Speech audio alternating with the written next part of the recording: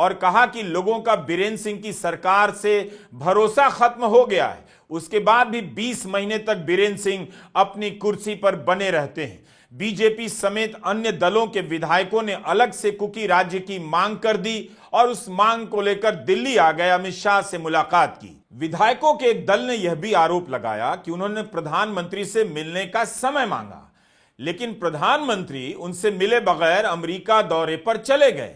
बीरेन सिंह के खिलाफ बगावत करने वालों में सिर्फ कुकी विधायक नहीं है, मैतेई समुदाय के विधायकों ने भी अपना समर्थन वापस लिया है। बीजेपी में शामिल कुकी जो समुदायों के 7 विधायक पहले ही इंफाल से बाहर रह रहे हैं। बीजेपी के भीतर बीरेन सिंह को लेकर नाराजगी हमेशा रही है, लेकिन केंद्रीय नेतृत्व उन्हें बचाता रहा। क्यों बचाता रहा, किस कारण से बचाता रहा? एक मुख्यमंत्री को तब बचाया गया जब राज्य की जनता का जीवन दांव पर लगा था, हिंसा की स्थिति संभल नहीं रही थी। कुकी और मैतेई के बीच अविश्वास कभी ठीक ही नहीं हुआ। ठीक है कि बीरेन सिंह के इस्तीफे का संबंध विधानसभा के बजट सत्र और सरकार के खिलाफ अविश्वास प्रस्ताव से है, लेकिन इस वक्त उन्हें हटाए जाने और 21 महीने तक बचाए रखने का जवाब नहीं मिलता। असंतोष का बहाना बनाकर इस्तीफा लिया गया है, लेकिन सुप्रीम कोर्ट से आने वाली इस खबर की इसमें क्या भूमिका है, किसी हेडलाइन में नहीं चमक रही है। 2023 में एक ऑडियो टेप सोशल मीडिया पर वायरल होता है। टुकड़ों में जारी हुए 48 मिनट के इस ऑडियो टेप के बारे में दावा किया गया कि इसमें बीरेन सिंह की आवाज सुनी जा सकती है, जो कह रहे हैं कि अमित शाह से मिलने गए थे, तब गृहमंत्री ने उनसे कहा, अरे बीरेन तुम बम मारते हो। उन्होंने यानी अमित शाह ने डीजीपी को बुलाकर मुझसे कहा, अब बम मत मारना। जब अमित शाह चले गए तब मैंने कहा चुपके से करना, खुलेआम नहीं करना है।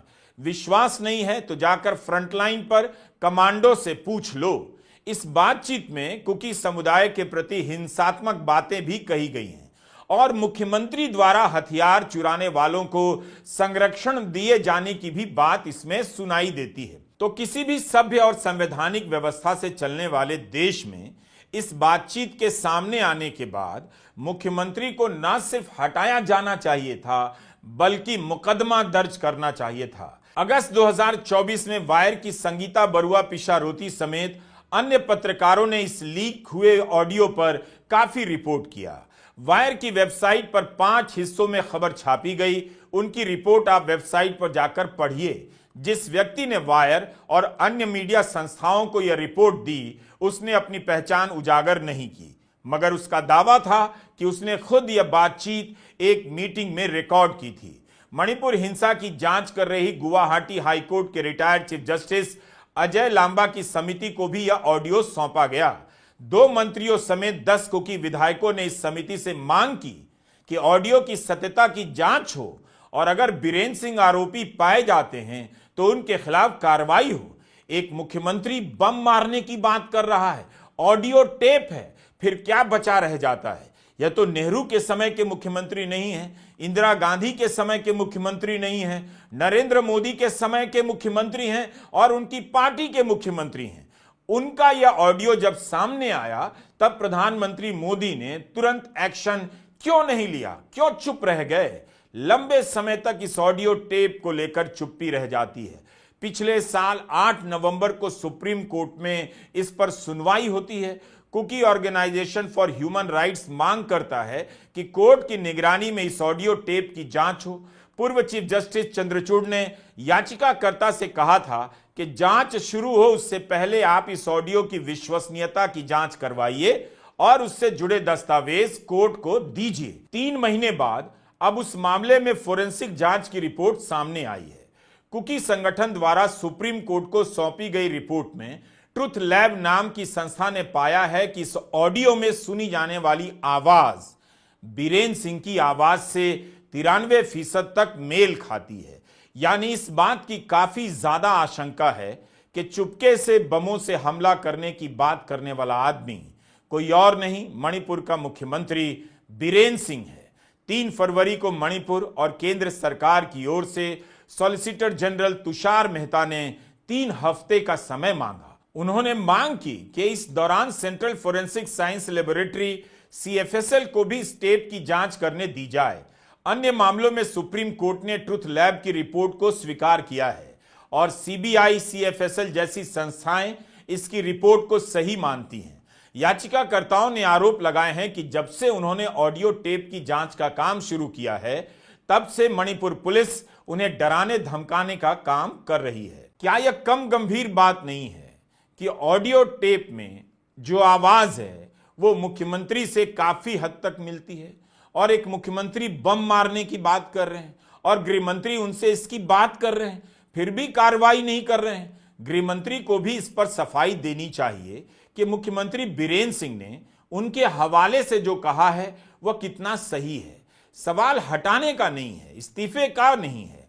अगर ट्रुथ लैब की रिपोर्ट सही है तो केंद्र सरकार को बताना चाहिए कि बम मारने की बात पर मुख्यमंत्री बीरेन सिंह के खिलाफ क्या कार्रवाई होगी, कौन जांच करेगा, या फिर इस्तीफा के बहाने उन्हें बचा लिया गया है।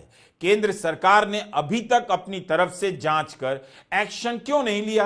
क्यों इसके लिए कुकी संगठन को सुप्रीम कोर्ट जाना पड़ा? 21 महीने से मणिपुर तनाव की स्थिति में है। कई महीने हिंसा की भयंकर आग में भी जला। कितने लोग मारे गए, विस्थापित हुए और एक ऐसे व्यक्ति को मुख्यमंत्री के पद पर क्यों बिठाए रखा गया? अब आते हैं असंतोष और विधानसभा के बजट सत्र पर। 21 महीने से मणिपुर में हिंसा चल रही है। कितने लोगों ने अपनी जान गंवाई, ये ठीक ठीक शायद कोई भी नहीं जानता। मीडिया रिपोर्ट में नवंबर की खबर में मरने वालों का आंकड़ा 258 तक बताया गया। 70,000 से अधिक लोग इस हिंसा से विस्थापित हुए और अपने ही राज्य और शहरों में बेघर हो गए। मणिपुर के लोगों के साथ होने वाली हिंसा की घटनाएं सामान्य बना दी गईं। लोगों ने ध्यान देना बंद कर दिया और मीडिया से इसकी खबरें किनारे कर दी गईं। कुकी महिलाओं को नग्न कर सड़क पर परेड करवाई गई। आखिर उस केस का भी क्या हुआ? बदहवास हो चुकी भीड़ ने एक महिला और उसके बेटे को एम्बुलेंस में जिंदा जला दिया। यह केस सीबीआई के पास है। इसकी जांच कहां तक पहुंची? एक परिवार की 6 औरतों की और बच्चों की गोली मारकर हत्या कर दी गई। उनकी लाशों को नदी में फेंक दिया गया। पुलिस थाने तक जलाए गए, हथियार लूटे गए। सेना और पुलिस की कार्रवाई में अड़चने पैदा की गई। क्या हर चीज का जवाब इस एक इस्तीफे से मिल सकता है? बार बार कहा गया है कि मणिपुर में हालात सामान्य होने लगे हैं, स्थिति नियंत्रण में है, मगर हर बार हिंसा का चक्र अलग तरीके से शुरू हो जाता है। मणिपुर में डबल इंजन की सरकार कुकी और मैतेई समुदाय के लोगों के बीच नफरत शांत नहीं कर पाई। उसे बढ़ावा ही मिलता रहा, दूरियां बढ़ती चली गईं। हिंसा होने की शुरुआत से ही भाजपा के मंत्रियों और विधायकों समेत अन्य पार्टी के नेताओं की मांग रही है कि बीरेन सिंह को पद से हटा दिया जाए, मगर उन्हें नहीं हटाया गया। कुकी संगठनों ने बीरेन सिंह के इस्तीफे का स्वागत किया है, मगर जो इस्तीफा हिंसा के शुरुआती महीनों के भीतर हो जाना चाहिए था, वो अब क्यों हुआ? क्यों इतना वक्त लिया गया? 10 फरवरी से विधानसभा सत्र का बजट सत्र शुरू होने वाला था। उसके पहले ही कांग्रेस और विपक्षी दलों ने अविश्वास प्रस्ताव लाने का ऐलान कर दिया। द हिंदू और डेक्कन हेरल्ड में रिपोर्ट हुआ है कि 4 दिन पहले कांग्रेस विधायकों ने राज्यपाल से शिकायत की थी कि सरकार बीजेपी के विधायकों को धमका रही है कि सरकार के खिलाफ वोट ना करें। ऐसे आरोपों की कोई चर्चा नहीं होती, कोई कार्रवाई भी नहीं होती। कांग्रेस के 5 विधायक हैं और नेशनल पीपल्स पार्टी के 6। कांग्रेस को उम्मीद थी कि अगर बीजेपी के विधायकों ने भी सरकार के खिलाफ वोट दिया तो बीजेपी की सरकार गिर जाएगी। लेकिन इस्तीफा देने के बाद विधानसभा का सत्र भी स्थगित कर दिया गया है। राज्य में राष्ट्रपति शासन लागू होने की आशंका जताई जा रही है। 8 फरवरी को बीरेन सिंह ने एनडीए के विधायकों की बैठक बुलाई थी। मणिपुर एनडीए में बीजेपी के अलावा नगा पीपल्स फ्रंट और जदयू भी शामिल हैं। मीडिया में सूत्रों के हवाले से छपा है कि बीरेन सिंह यह देखना चाहते थे कि उन्हें कितने विधायकों का समर्थन है, मगर बीरेन सिंह की बैठक में 46 में से सिर्फ 20 विधायक ही आए। इसके बाद सत्र शुरू होने से ठीक एक दिन पहले 9 फरवरी को बीरेन सिंह ने अमित शाह से दिल्ली में मुलाकात की और वापस इंफाल जाकर इस्तीफा दे दिया। उनके साथ बीजेपी के 14 विधायक थे। इसके अलावा नगा पीपल्स फ्रंट के भी कुछ विधायक थे। कल से असेंबली की शुरुआत होनी थी और उनके खिलाफ एक अविश्वास प्रस्ताव आना था, जो वो शर्तिया हार जाते क्योंकि हम ही नहीं उनकी खुद की पार्टी के लोग उनके खिलाफ थे। यही नहीं, जो 9 एमएलए वो तोड़ ताड़ कर जदयू और एमपीपी से लाए थे, वो डिस्क्वालीफाई होने के, अयोग्य होने के कगार पर खड़े हैं। और तो और अब असेंबली सस्पेंडेड रहेगी तो बीरेंद्र सिंह से ना कोई सवाल पूछा जाएगा, ना कोई एक्सप्लेनेशन मांगा जाएगा। एक जरूरी बात यहां पर बता दें कि सुप्रीम कोर्ट ने 4 फरवरी को सीएफएसएल को यह जिम्मेदारी दी है कि वो एक कथित तौर पर जो ऑडियो क्लिप है बीरेंद्र सिंह की, जिसमें वो दंभ भर रहे हैं हिंसा भड़काने का मणिपुर में, उसकी जांच कर उसको सील एनवेलप में उसकी जांच रिपोर्ट दे दे। इन सब चीजों के चलते हुए एक सोची समझी साजिश ऐसा लग रहा है जिसके तहत ये इस्तीफा हुआ है। लेकिन मेरा मानना है कि 2 साल से लगभग जलते हुए मणिपुर के लिए जितने जिम्मेदार बीरेंद्र सिंह हैं, उससे कहीं ज्यादा जिम्मेदार बीजेपी और नरेंद्र मोदी, अमित शाह है। बीजेपी के तमाम विधायकों ने मणिपुर से बीरेंद्र सिंह के खिलाफ लगातार शिकायत करी, लेकिन आला कमान के कान पर जू तक नहीं रेंगी। न जेपी नड्डा जी ने कुछ किया, न शाह जी ने किया, न मोदी जी ने किया। असलियत यह है कि 2 साल से जलते हुए मणिपुर को उसको अपने हाल पर छोड़ दिया गया। असलियत यह है कि हमारे प्रधानमंत्री के पास दुनिया के हर देश में घूमने का वक्त है, सिवाय मणिपुर जाने का। वो अमेरिका और फ्रांस जा रहे हैं, लेकिन मणिपुर नहीं जाएंगे। मणिपुर जाना तो छोड़िए, वहां के सर्वदलीय लोगों से उन्होंने मुलाकात करना भी ठीक नहीं समझा, अपने खुद के विधायकों तक से नहीं मिले। बीरेंद्र सिंह के खिलाफ बीजेपी में बगावत हो गई है।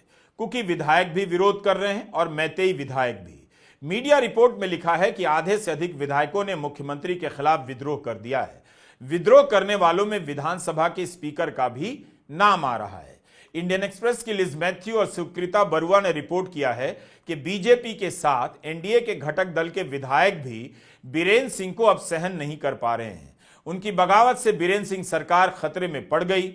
अक्टूबर 2024 में बीजेपी के विधायकों के एक जत्थे ने प्रधानमंत्री कार्यालय जाकर बीरेंद्र सिंह को हटाने की मांग की थी, मगर केंद्रीय नेतृत्व का समर्थन बीरेंद्र सिंह को मिलता रहा। वायर की संगीता बरुआ पिशारोती ने लिखा है कि मणिपुर में वही हुआ जो कभी कभी शतरंज के खेल में होता है। राजा को बचाने के लिए प्यादे को कुर्बान कर दिया जाता है।